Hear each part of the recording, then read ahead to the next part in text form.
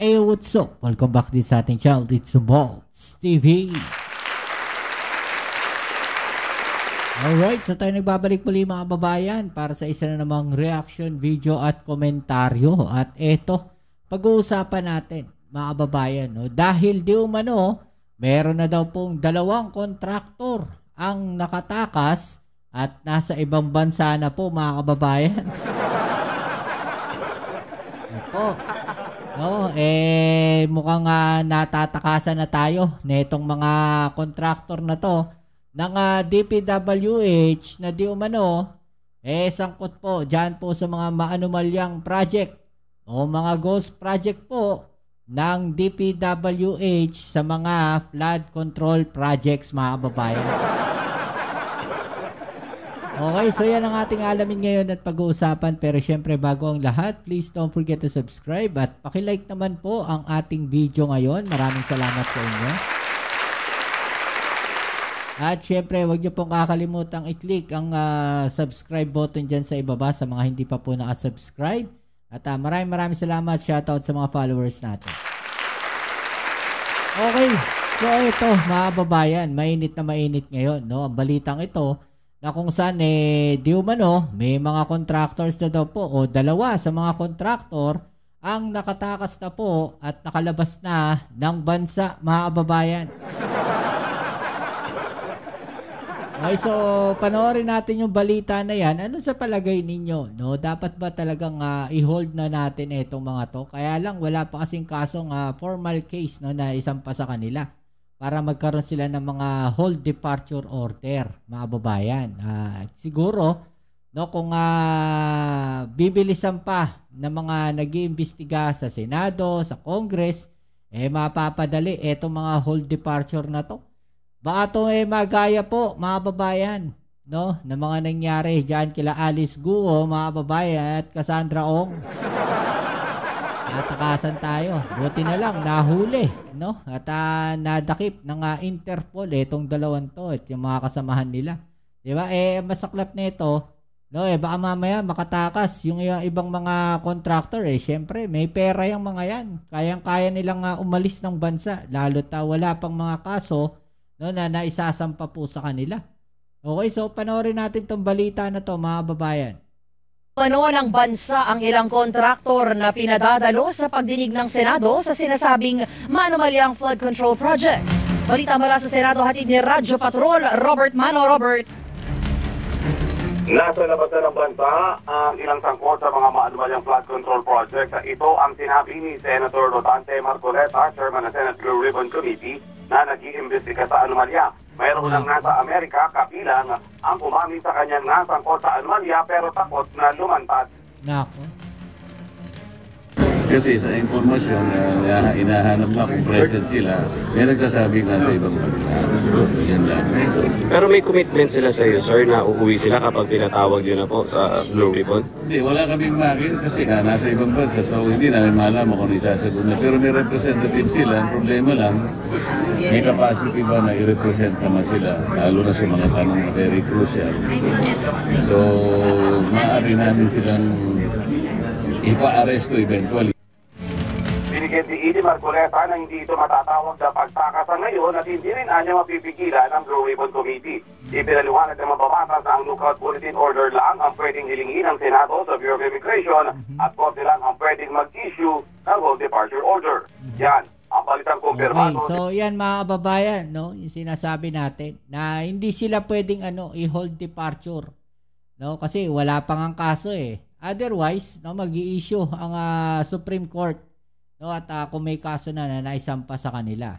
Di ba mga kababayan? Kaya naman, etong si DPWH, no, Vince Dizon, Secretary, no, nagpalabas na po, no, ng lookout order dito sa mga tao na to. No, yung mga pinaghihinalaan at kasama nga po diyan etong si Sara Diskaya at iba pang mga contractors, mga kababayan. 'Di ba? So ito po 'yan. Sign a request to the Justice Secretary, copy furnished the Bureau of Immigration for a request for a lookout order for these individuals listed here. And I will enumerate. Okay, so ayan, iisa-isahin po neto nga si Secretary Dizon, ito pong mga tao no, na nakasama po sa listahan ng mga lookout order, mga babayan. Okay, I will enumerate. The lookout order that I have requested, the DOJ and the Bureau of Immigration are on. OIC Assistant Regional Director Henry C. Alcantara. Ayan, si Alcantara, mga babayan. Number 1, unang-una, mga babayan. OIC District Engineer Bryce Erickson B. Hernandez. Ayan. OIC Assistant District Engineer JPD Mendoza. Engineer Ernesto C. Galang, Planning and Design Section, Gato DPWH. Engineer John Michael E. Ramos, Construction Section. Engineer Norberto L. Santos, Quality Assurance and Hydrology Section. Engineer Jaime R. Hernandez, Maintenance Section. Florarin Karamihan, engineer, mga babayan, no? Ray Simbulan, Administrative Section. Juanito C. Mendoza, Finance Section. Engineer Benedict J. Matawaran, Procurement Unit. Mr. Alex H. Abidillo, President, Legacy Construction Corporation. Ms. Cesara C. Discaya and Pacifico F. Discaya, President and AMO, respectively, Alpha and Omega General Contractor and Development Corporation.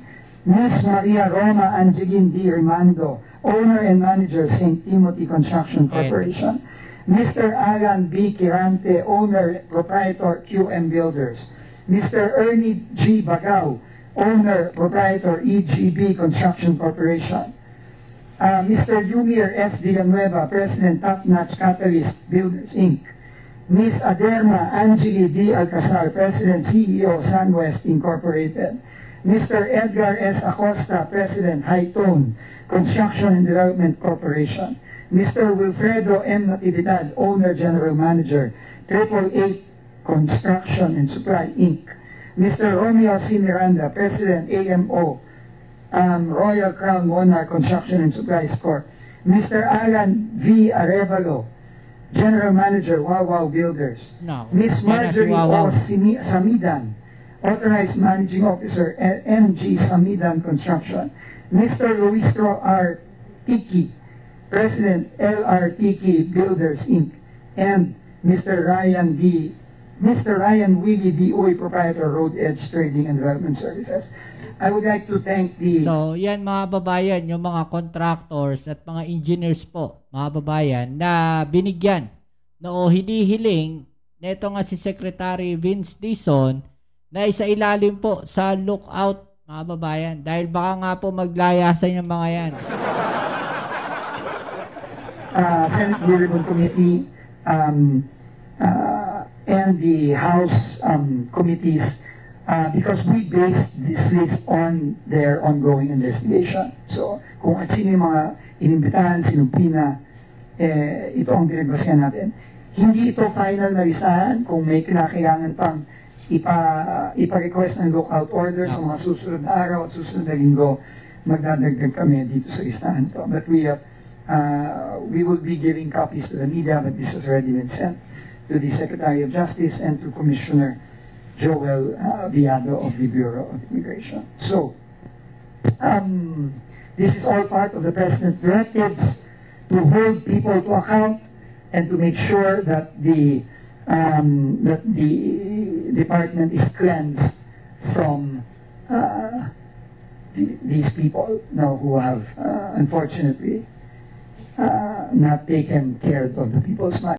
Ayan, mga babayan. No? Talagang makikita natin na kumikilos ang ating gobyerno, ang ating Pangulo para mapanagot itong mga tao na to. At ito po ang naging sagot ng palasyo dyan, mga babayan. Dahil naitanong nga po yan kay Secretary Claire Castro, kay Yusek Claire Castro, mga babayan. No? Yusek, doon sa Independent Commission na binubuo, can you give us an idea kung gaano yung scope ng power niya?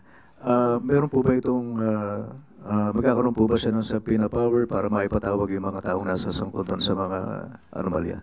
Noon po ay sinasabi po natin na mukhang walang subpoena power, pero ang nais po ng Pangulo sa nasabing Independent Commission ay mabigyan po ng lakas, mabigyan ng ngipin, para po mas mapatupad kung ano ang mandato ng Independent Commission na ito. At nais po ng Pangulo na magkaroon po ng subpoena power ang Independent Commission. So, mas pinalakas. Follow up lang ako doon sa ibang, pero doon pa rin sa anomaly. Reaction natin doon sa revelation ni Senator Marcoleta na meron na daw 2 contractors na nakaalis ng bansa. And do you consider this as a concern on the part of Malacanang? Sa ngayon po, since wala naman po kasing kaso pa na naisasampa, hindi po talaga natin mapipigilan ang sino man na umalis ng bansa dahil may freedom of movement po tayo at yun ay nirerespeto. At kaya nga po ngayon ay mabilis na kumilos si Secretary Vince, anisunod na rin po sa utos ng Pangulo. At nag-request na po siya for a lookout bulletin para po makita natin kung ano yung mga movement ng mga maaaring involved dito sa mga maanumalyang flood control projects. Yusek, sana lang po.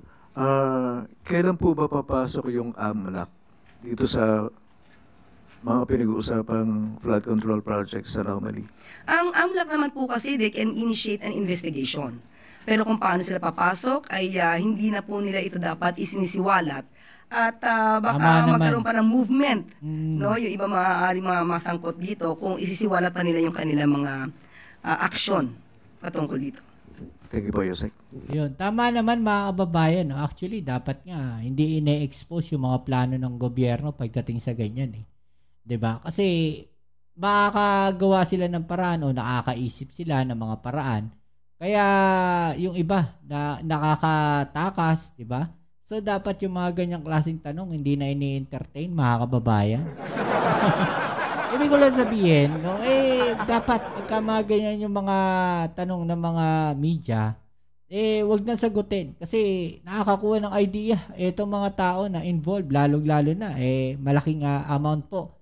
No, ito nga pinag-uusapan dito. Bilyones po ito, mga kababayan, at corruption po. No, pinag-uusapan natin dito. 'Di ba? So ano masasabi niyo diyan? I-comment po sa ibaba niyo mga opinion at atin yung pag-usapan. Alright? So yan muli, maraming salamat sa lahat ng mga patuloy na kasuporta dito sa ating channel. Kita-kits po tayo sa ating next video upload. Dito muli ang yung Kuya Mobs sa Mobs TV. Peace. I'm out.